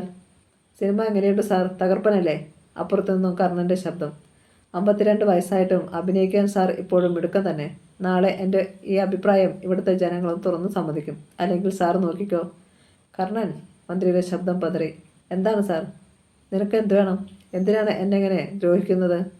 ഇങ്ങോട്ടും ദ്രോഹിക്കാത്തവരെ ഞാനൊരിക്കലും അങ്ങോട്ടും ദ്രോഹിക്കത്തില്ല സാർ. അവൻ്റെ ശബ്ദം കുറെ കൂടി കനത്തു. വാളയാർ ചെക്ക് പോസ്റ്റ് കടന്നു വന്ന എൻ്റെ 5 ടാങ്കർ ലോറികൾ അങ്ങയുടെ ഉദ്യോഗസ്ഥർ പിടിച്ചെടുത്തു. യാതൊരു പോറൽ പോലും ഏൽക്കാതെ എൻ്റെ ആളുകളും വാഹനങ്ങളും അതിനുള്ളിലുള്ള സ്പിരിറ്റും ഈ നിമിഷം പുറത്തു വന്നാൽ ഈ കാസറ്റിൻ്റെ ഒറിജിനൽ എൻ്റെ കയ്യിൽ സുരക്ഷിതമായിരിക്കും. അല്ലാത്ത പക്ഷം ഇതിൻ്റെ 100 കണക്കിന് പ്രിൻ്റുകൾ ഈ രാത്രി തന്നെ എത്തേണ്ടടുത്ത് മുഴുവൻ എത്തും. ചിന്തിച്ചു കളയാൻ സാറിനും എനിക്കും സമയമില്ല. അതുകൊണ്ട് എന്ത് വേണം ഞാൻ? വേഗം പറയണം. നിങ്ങൾ എനിക്ക് കാസറ്റിൻ്റെ ഒറിജിനൽ തരണം. അതൊരിക്കലും നടക്കുന്ന കാര്യമില്ല സാർ. പക്ഷേ ഒരു കാര്യത്തിൽ ഞാൻ ഉറപ്പ് തരാം, എൻ്റെ കയ്യിൽ അത് സുരക്ഷിതമായിരിക്കും. മന്ത്രി ഒരു നിമിഷം ചിന്തിച്ചു നിന്നു. പിന്നെ പറഞ്ഞു, ഓക്കെ. ആ ക്ഷണം അപ്പുറത്ത് ഫോൺ കട്ടായി. മന്ത്രി ധൃതിയിൽ ചില നമ്പറുകളിൽ വിരലമർത്തി. നേരെ പുലരും മുമ്പ് കർണൻ്റെ സ്പിരിറ്റ് ടാങ്കറുകളും ആളുകളും മോചിക്കപ്പെട്ടു. ലോഡുകൾ എത്തേണ്ടിടത്ത് തന്നെ എത്തുകയും ചെയ്തു. മിനിറ്റുകൾക്കുള്ളിൽ കരുണദാസിൻ്റെ കാതിൽ വാർത്തയെത്തി.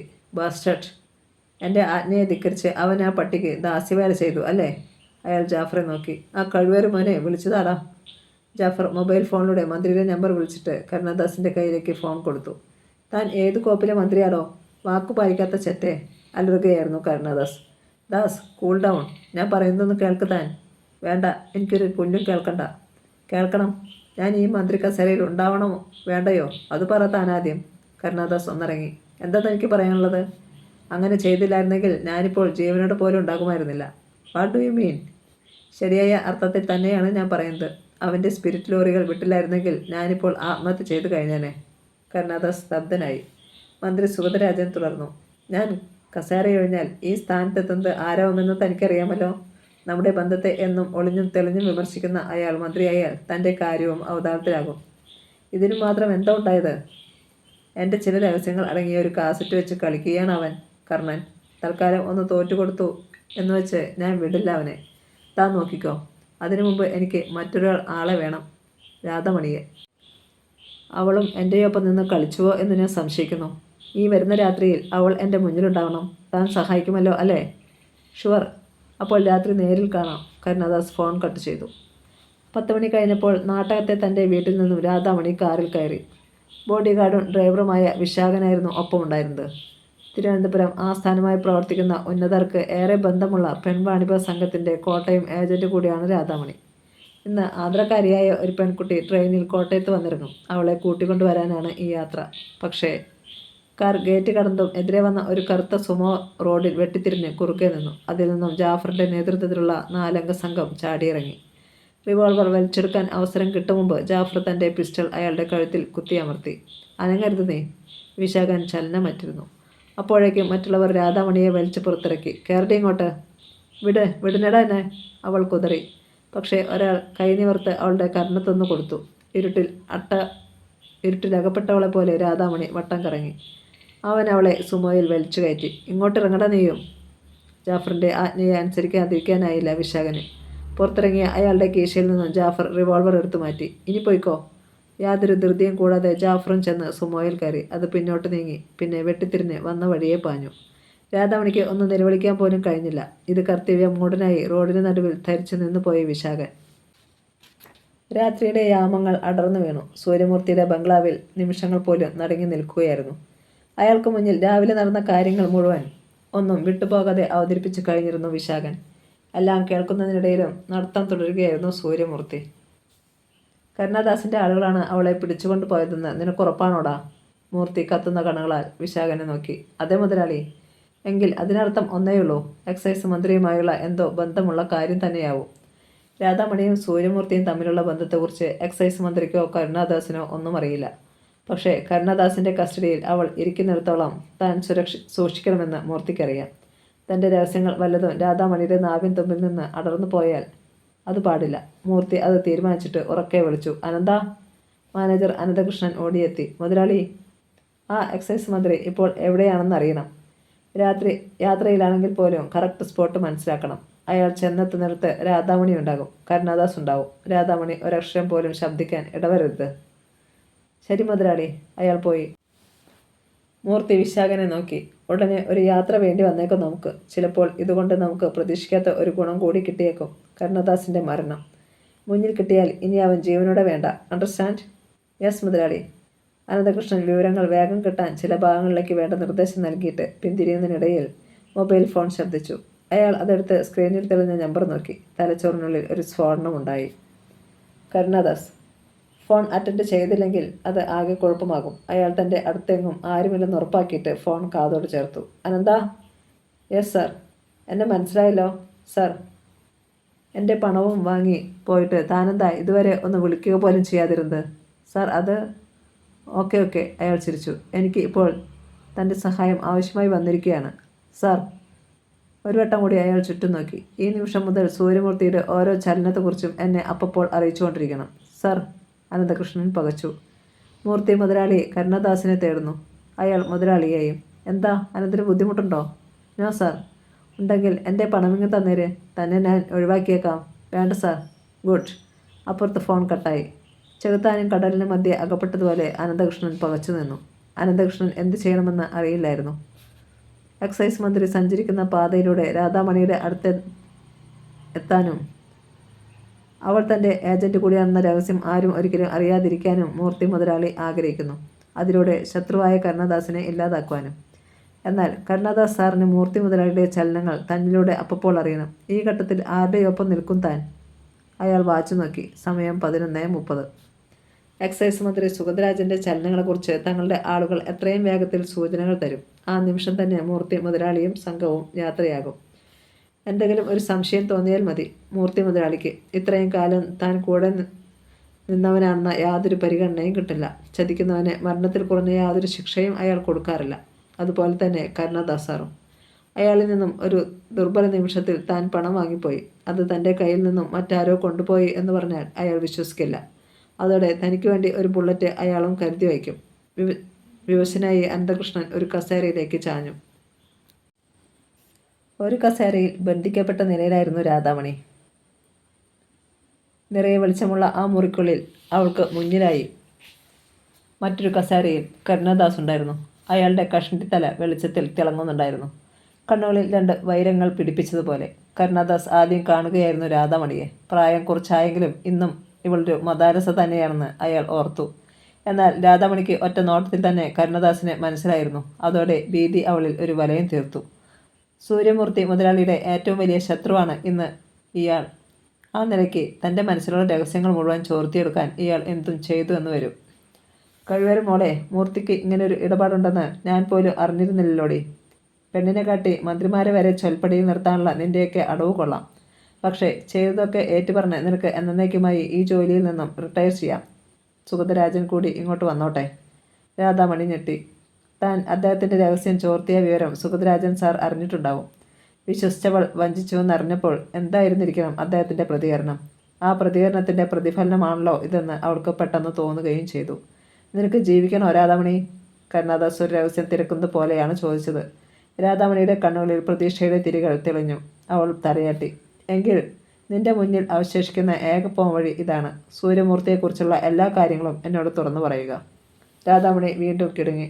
താൻ മൂർത്തി മുതലാളിയുടെ ആളാണെന്ന് ഇതുവരെ ഇയാളുടെ മുന്നിൽ സമ്മതിച്ചിട്ടില്ല. എങ്കിലും എല്ലാം അറിഞ്ഞ രൂപത്തിലാണ് ഇയാളുടെ സംസാരം. മൂർത്തി മുതലാളിയെക്കുറിച്ച് അറിയാതെയാണെങ്കിലും എന്തെങ്കിലും തൻ്റെ നാവിൽ നിന്ന് വീണാൽ ഈ ലോകത്തിൻ്റെ ഏത് കോണിൽ പോയി ഒളിച്ചാലും തനിക്ക് രക്ഷപ്പെടാൻ കഴിയില്ല, തീർച്ച. ദാസ് സാർ, അവൾ പതിയെ മന്ത്രിച്ചു. അങ്ങ് പറയുന്നതിൽ പലതും എനിക്ക് പിടികിട്ടുന്നില്ല. മൂർത്തി എന്നൊരാളെക്കുറിച്ച് ഞാൻ കേട്ടിട്ടുണ്ട് എന്നല്ലാതെ ഇന്നേ വരെ അയാളെ കാണുകയോ സംസാരിക്കുകയോ ചെയ്തിട്ടില്ല ഞാൻ. പാ കഴിവാട്ട മോളെ, ഇനി എൻ്റെ മുന്നിൽ വേലയിറക്കിയാൽ നിന്റെ നാവിങ്ങ് പിഴുതെടുക്കും ഞാൻ. കരുണദാസ് ചിരിച്ചു. കൊലച്ചിരി. അല്പം കൂടി ഒന്ന് കഴിഞ്ഞോട്ടെ. കിളി പറയും പോലെ എല്ലാം പറയുമ്പടി നീ. സാർ വിശ്വസിക്കണം, ഞാൻ പറയുന്നത് സത്യമാണ്. ആരുടെയും ഏജൻ്റ് അല്ല ഞാൻ. മൂർത്തിയുടെ കണ്ണുകൾ കുറുകി. പിന്നെ നീ ആർക്കു വേണ്ടിയാടി സുഗതരാജൻ സാറിൻ്റെ കാസറ്റ് പിടിച്ചത്? എനിക്ക് വേണ്ടി തന്നെ. എന്നെങ്കിലും മന്ത്രി എനിക്കെതിരെ തിരിഞ്ഞാൽ ഒരു ബലത്തിന്. പിന്നെ അതെങ്ങനെ കർണൻ്റെ കയ്യിലെത്തി? അതൊരാൾ തട്ടിയെടുത്തതാ. ഈ കർണൻ ആരാണെന്ന് പോലും എനിക്കറിയില്ല. പെട്ടെന്ന് കരുണദാസിൻ്റെ കീശയിൽ കിടന്നിരുന്ന മൊബൈൽ ഫോൺ ഒരു തവണ ശബ്ദിച്ചു. അവളെ ഒന്നുകൂടി നോക്കിയിട്ട് അയാൾ അതെടുത്തു. എക്സൈസ് മന്ത്രി സുഗതരാജൻ അകമ്പടിയില്ലാതെ ഒരു കാറിൽ നാഷണൽ ഹൈവേയിലൂടെ വടക്കോട്ട് പായുന്നു. സൂര്യമൂർത്തിക്ക് മെസ്സേജ് കിട്ടി. അത് കൈമാറിയത് അനന്തകൃഷ്ണൻ തന്നെയായിരുന്നു. വാടാ. കൊടുങ്കാറ്റ് പോലെ മൂർത്തി പുറത്തേക്ക് പാഞ്ഞു. അതിനിടെ തിരിഞ്ഞ് അനന്തകൃഷ്ണനോട് പറഞ്ഞു, നീയും വാ. അനന്തകൃഷ്ണൻ വിഷമഘട്ടത്തിലായി. കരുണദാസ് സാറിനെ വിവരമറിയിക്കാൻ കഴിഞ്ഞിട്ടില്ല. മൂർത്തി മുതലാളിയുടെ കൂടെ പോയാൽ ഇനി അതിന് കഴിയുമെന്നും തോന്നുന്നില്ല. എന്തായാലും പോകാതിരിക്കാനാവില്ല. അയാളും ചെന്ന് കാറിൻ്റെ മുൻസീറ്റിൽ കയറി. ദാവിദിൻ്റെയും കാലിൻ്റെയും നേതൃത്വത്തിലുള്ള ഒരു സംഘം എല്ലാവിധ ഒരുക്കങ്ങളോടും കൂടി നേരത്തെ തന്നെ തയ്യാറായിരുന്നു. 2 വാഹനങ്ങളും കുതിച്ചു. മണിക്കൂറുകൾ ചേർത്തല പിന്നിട്ട്. ഇതിനിടെ ബുദ്ധിയുദിച്ച അനന്തകൃഷ്ണൻ തൻ്റെ മൊബൈൽ ഫോണിലൂടെ കരുണദാസിന് ഒരു മെസ്സേജ് നൽകി. Eagle has land. ദാവിദിൻ്റെയും കാളിയൻ്റെയും നേതൃത്വത്തിലുള്ള ഒരു സംഘം എല്ലാവിധ ഒരുക്കങ്ങളോടുകൂടി നേരത്തെ തന്നെ തയ്യാറായിരുന്നു.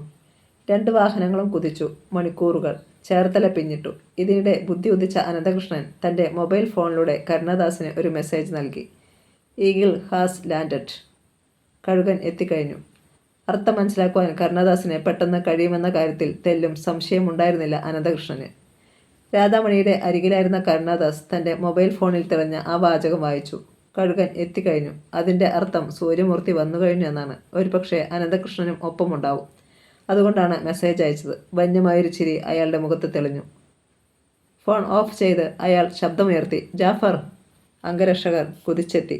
കരുണാദാസ് അയാൾക്ക് വേണ്ട നിർദ്ദേശങ്ങൾ നൽകി. ഉടൻ തന്നെ കരുണാദാസിൻ്റെ താവളത്തിന് പുറത്ത് ഒരു മിനി ബസ് ബ്രേക്കിട്ടു. 2 അംഗരക്ഷകർ കടന്നുവന്ന് രാധാമണിയെ കസേരയിൽ നിന്ന് അഴിച്ച് എണീൽപ്പിച്ചു. വാടി! അവർ അവളെ കൊണ്ടുപോയി ബസ്സിൽ കയറ്റി. എയർ കണ്ടീഷൻ ചെയ്ത ആ ബസ്സിൽ ഏതാനും സീറ്റുകൾ മാത്രമേ ഉണ്ടായിരുന്നുള്ളൂ. രാധാമണിയുടെ കൈകൾ മുകളിലേക്ക് ഉയർത്തി അവർ ഒരു വിലങ്ങിട്ട് കമ്പിയിൽ ചേർത്ത് ബന്ധിച്ചു. കരുണാദാസും കുറച്ച് ആളുകളും കൂടി വന്നു കയറി. ബസ് ഗേറ്റ് കടന്ന് നിരത്തിലേക്ക് ഇറങ്ങി. അപ്പോൾ തന്നെ ദാസ് മന്ത്രിയെ വിളിച്ചു. അയാൾ വരുന്ന വഴി മനസ്സിലാക്കി. കാര്യങ്ങൾ ചുരുക്കത്തിൽ പറഞ്ഞു. അതുകൊണ്ട് താൻ ഇടയ്ക്കിറങ്ങുക. ഒരു മന്ത്രി ഏതായാലും രാത്രിയിൽ ഒറ്റയ്ക്ക് അപരിചിതമായ ഒരു റോഡിലൂടെ നടന്നു പോകും എന്ന് വിശ്വസിക്കാൻ പൊതുജനം എന്ന കഴുതകൾ മിനക്കിടില്ല. എന്തായാലും ഞാൻ ഇറങ്ങാൻ പോവുകയാണ്. ഓക്കെ. അയാൾ ഫോൺ ഓഫ് ചെയ്തു. 10 മിനിറ്റുകൾക്കകം മന്ത്രിയുടെ അരികിൽ ബസ് ബ്രേക്കിട്ടു. അയാൾ കയറി. ബസ് മുന്നോട്ട് തന്നെ പോയി. മന്ത്രി ഒരു സീറ്റിലിരുന്നിട്ട് കത്തുന്ന കണ്ണുകളാൽ രാധാമണിയെ നോക്കി. അവൾക്ക് തല കുനിക്കാനേ കഴിഞ്ഞുള്ളൂ. അപ്പോൾ ഇതിനു വേണ്ടിയാണ് നീ എന്നോടൊപ്പം കാണിച്ചു നിന്നത് അല്ലേടി? മന്ത്രി ചോദിക്കുകയും ചാടിയണിട്ട് അവളുടെ മുഖമടിച്ച് ഒറ്റ അടിയും കൂടിയായിരുന്നു. രാധാമണി ബസ്സിൻ്റെ കമ്പിയിൽ തൂങ്ങിയാടി. മന്ത്രി കമ്പിയിൽ പിടിമുറുക്കിക്കൊണ്ട് കാലുയർത്തി അവളുടെ അടിവയറ്റിൽ ചവിട്ടി. അലറി കരഞ്ഞുപോയി അവൾ. പക്ഷേ ശബ്ദം ബസ്സിന് പുറത്തു പോകില്ലെന്ന് അവർക്കറിയാമായിരുന്നു. എന്നെ കൊല്ലരുത് സാർ, നിലവിളിക്കിടയിൽ അവൾ പറഞ്ഞു. എനിക്കൊരു അബദ്ധം പറ്റിപ്പോയി, മാപ്പാക്കണം. അതേടി, നിനക്ക് മാപ്പ് തരാൻ തന്നെയാണ് ഞാൻ വന്നിരിക്കുന്നത്. ക്രൂരമായി ചിരിച്ചുകൊണ്ട് സുഗതരാജൻ കരുണാദാസിനെ നോക്കി. ഇവളെല്ലാം പറഞ്ഞോ ദാസേ? ഇല്ല, സൂര്യമൂർത്തിയെ എന്നേ വരെ ഇവൾ കണ്ടിട്ട് പോലുമില്ലെന്ന്. ഓഹോ, എന്നാൽ ഇവൾ പറയുന്ന രീതി നോക്ക്. ജാഫർ! കരുണദാസ് വിളിച്ചു. സാർ, ഏതായാലും ഇതൊരു പിക്നിക് ട്രിപ്പല്ലേ? പ്രായം ഏറെ ആയിട്ടില്ല രാധാമണിക്ക്. ഒരംഗത്തിനുള്ള യൗവനം ബാക്കിയുണ്ട്. നമ്മുടെ കണ്ണിനും കരളിനും കുളിർമയാകുന്ന ചില കലാപരിപാടികൾ നിനക്ക് അരങ്ങേറാം. സാർ! അടുത്ത നിമിഷം ജാഫർ രാധാമണിയുടെ സാരി വലിച്ചഴിച്ചു. വേണ്ട സാർ, വേണ്ട. എന്നെ വെറുതെ വിടണം. അവൾ കേണു. പക്ഷേ ആരും അത് ചെവിക്കൊണ്ടില്ല. എല്ലാവരുടെയും കണ്ണുകൾ അവളുടെ അനാവൃതമായ മേനിയിലായിരുന്നു. എത്ര വലിയ വേശ്യയാണെന്ന് പറഞ്ഞാലും ഇങ്ങനെ ഒരു പറ്റം പുരുഷന്മാർക്ക് മുന്നിൽ വെച്ച് നഗ്നയാക്കപ്പെടുക, അത് രാധാമണിക്ക് സഹിക്കാവുന്നതിലും അപ്പുറമായിരുന്നു. എല്ലാം തുറന്നു പറയാൻ നീ വൈകുന്തോറും നിന്റെ ഓരോ വസ്ത്രങ്ങളായി ഇങ്ങനെ നഷ്ടപ്പെട്ടുകൊണ്ടിരിക്കും. കരുണാദാസിൻ്റെ മുന്നറിയിപ്പ്. ഇവരെ അനുസരിക്കുന്നതാണ് ബുദ്ധിയെന്ന് തോന്നി രാധാമണിക്ക്. പക്ഷേ പറഞ്ഞു കഴിഞ്ഞാലും ഇവർ ജീവൻ തിരിച്ചു തരുമെന്ന് തീരെയും വിശ്വസിക്കാനാവുന്നില്ല. ഇനി ഇവർ തന്നെ വിട്ടയച്ചാലും മൂർത്തി മുതലാളി വിടില്ല. അതുകൊണ്ട് മരിക്കേണ്ടി വന്നാലും ഒന്നും പുറത്തു വിടേണ്ടെന്ന് തന്നെ അവൾ തീരുമാനിച്ചു. കാരണം ഇത്രയും കാലം തന്നെ സംരക്ഷിച്ചത് മൂർത്തി മുതലാളിയാണ്. അയാൾ പറഞ്ഞതൊക്കെയേ താൻ ചെയ്തിട്ടുള്ളൂ. മന്ത്രിയുടെ നീലരംഗങ്ങൾ കാസ്റ്റിലാക്കിയതും അയാൾ പറഞ്ഞിട്ട് തന്നെ. പട്ടണം ചുറ്റുകയാണ് ബസ്. നീ എന്ത് തീരുമാനിച്ചു രാധാമണി? കരുണദാസ് പിന്നെയും തിരക്കി. അവൾ മിണ്ടിയില്ല. മുഖത്ത് ഒരു തരം കല്ലിച്ച ഭാവം വന്നു. ജാഫർ! ദാസിൻ്റെ അടുത്ത വിളി. ജാഫർ അവളുടെ പാവാടച്ചരടിൽ പിടിമുറുക്കി. രാധാമണി കണ്ണുകൾ ഇറുക്കിയടച്ചു. ജാഫറിൻ്റെ കയ്യിൽ പാവാടച്ചരട് വലിഞ്ഞു. അത് താഴേക്ക് പോകുന്നത് അവൾ അറിഞ്ഞു. കരുണദാസ് ആർത്തു ചിരിച്ചു. ഇപ്പോഴും നിനക്ക് ആശ്വസിക്കാൻ വകയുണ്ട് രാധാമണി. പരിപൂർണ നഗ്നയാക്കപ്പെട്ടിട്ടില്ല നീ. രാധാമണി ശബ്ദിച്ചില്ല. പെട്ടെന്നാണത് സംഭവിച്ചത്. ബസ് ഒരു നാൽക്കവലയിൽ എത്തിയതും 4 ഭാഗത്തു നിന്നും ഓരോ ലോറികൾ ചീറി വന്നു. ബസ്സിന് കടന്നു പോകുവാൻ കഴിയാത്ത വിധത്തിൽ അവ ബ്രേക്കിട്ട് നിന്നു. കരുണദാസിൻ്റെ നെറ്റി ചുളിഞ്ഞു. അയാൾ ജാഫറെ നോക്കി. ജാഫർ കീശയിൽ നിന്നും പിസ്റ്റൾ വലിച്ചെടുത്തു. കരുണദാസിൻ്റെ മറ്റ് ആളുകളും ഒരു ഏറ്റുമുട്ടലിനൊരുങ്ങി. എക്സൈസ് മന്ത്രി സുഗതരാജനും പരിഭ്രമമുണ്ടായി. ഇവിടെ വെച്ച് ഒരു ഏറ്റുമുട്ടലുണ്ടായാൽ, തനിക്ക് എന്തെങ്കിലും നിസാര പരിക്കെങ്കിലും പറ്റിയാൽ പത്രക്കാർ അത് മണത്തറിയും. അതോടെ മന്ത്രി കസേര എന്നേക്കുമായി ഇല്ലാതെയാകും. ആരാ ദാസേ അവര്? പേടിയോടെ മന്ത്രി തിരക്കി. മൂർത്തിയുടെ ആളുകൾ ആയിരിക്കാനാണ് സാധ്യത. അല്ലാതെ ആരാവാനാണ്? മൂർത്തി എന്ന് കേട്ടതും രാധാമണി കണ്ണുകൾ തുറന്നു. ആ നിമിഷം മന്ത്രിയുടെ മൊബൈൽ ഫോൺ ശബ്ദിച്ചു. അയാൾ അതെടുത്ത് നമ്പർ നോക്കി. താൻ ഇന്ന് വരെ കണ്ടിട്ടില്ലാത്ത ഒന്നാണ് അതെന്ന് തിരിച്ചറിഞ്ഞു. സംശയത്തോടെയാണ് അത് കാതോട് ചേർത്തത്. യെസ്. ബഹുമാനപ്പെട്ട മന്ത്രി, ഇങ്ങനെയൊരു കളി ഞാൻ നേരത്തെ മനസ്സിൽ കണ്ടതാണ്. അതുകൊണ്ട് തന്നെ എൻ്റെ കയ്യിലിരിക്കുന്ന റിമോട്ടിൽ ഒന്ന് വിരൽ അമർത്തിയാൽ അതോടെ എല്ലാം തീർന്നു. താനും ആ വണ്ടിയും അതിനുള്ളിലിരിക്കുന്ന ചെകുത്തന്മാരും എല്ലാം ഒരു പിടി ചാരമായി മാറും. ബസ്സിനിടയിൽ ഒരു ബോംബാണ് ഞാൻ വച്ചിരിക്കുന്നത്. അത്ര പരിചയമില്ലാത്ത ഒരു ശബ്ദമാണ് കേട്ടത്. നീ നീ ആരാണ്? മന്ത്രി പേടിയോടെ തിരക്കി. കർണൻ. തീക്കൊള്ളി കൊണ്ട് പുറത്തൊരു കുത്തേറ്റതുപോലെ മന്ത്രി പിടഞ്ഞുപോയി. നിനക്ക് എന്തു വേണം? രാധാമണിയെ അറിയാതെയാണെങ്കിലും നിന്റെ കാസറ്റ് തന്നതിലൂടെ അവൾ എന്നെ സഹായിച്ചിരിക്കുകയാണ്. സഹായിക്കുന്നവരെ ഒരിക്കലും ഉപേക്ഷിക്കുന്നവനല്ല ഞാൻ. അതുകൊണ്ട് നാളെയും മന്ത്രി കസേരയിൽ അള്ളിപ്പിടിച്ചിരിക്കണമെങ്കിൽ, കോടക്കലത്തിൽ കൈയിട്ട് നക്കണമെങ്കിൽ അവളെ ഇങ്ങ് ഇറക്കിവിട്ടേരെ. മന്ത്രി ദയനീയ ഭാവത്തിൽ കരുണാദാസിനെ നോക്കി. ആരാ? ശബ്ദം താഴ്ത്തി അയാൾ തിരക്കി. കർണൻ. കരുണദാസിൻ്റെ കണ്ണുകൾ കത്തി. എന്താ അവന് വേണ്ടത്? ഇവളെ. നോ. അയാൾ വെട്ടിത്തിരിഞ്ഞ് ജാഫറെ നോക്കി. ഒന്നും ബാക്കി വേണ്ട ജാഫർ, തുടങ്ങിക്കോളൂ. പക്ഷേ മന്ത്രി തടഞ്ഞു. അരുത് ജാഫർ, ഈ ബസ്സിൽ അവൻ ബോംബ് വച്ചിട്ടുണ്ട്. കരുണദാസ് അയാളെ തുറച്ചു നോക്കി. മന്ത്രി ഫോൺ പിന്നെയും കാതോട് ചേർത്തു. കർണൻ തുടർന്നു.